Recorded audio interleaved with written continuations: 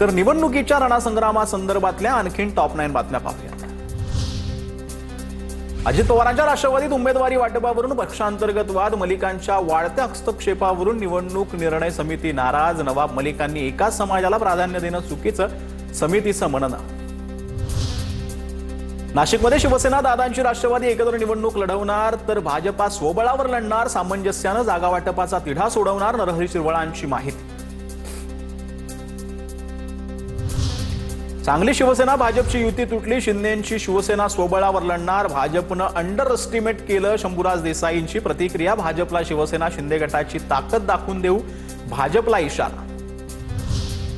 नवी मुंबई शिंदेंची शिवसेना स्वबळावर लढणार, शिवसेनेच्या किशोर पाटकरांकडून नवी मुंबई स्वबळाचा नारा, युती होताना दिसत नाही, आम्हाला डावललं जात असल्याचा आरोप।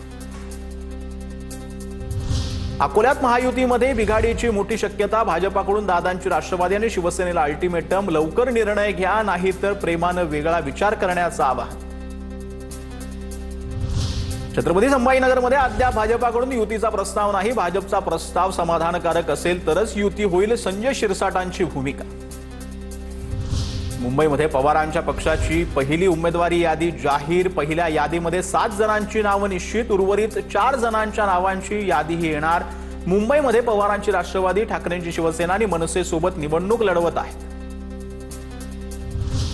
मुंबईसाठी काँग्रेसची पहिली यादी जाहीर करण्यात आली आहे, मुंबईसाठी काँग्रेसकडून 70 जणांना उमेदवारी देण्यात आली आहे।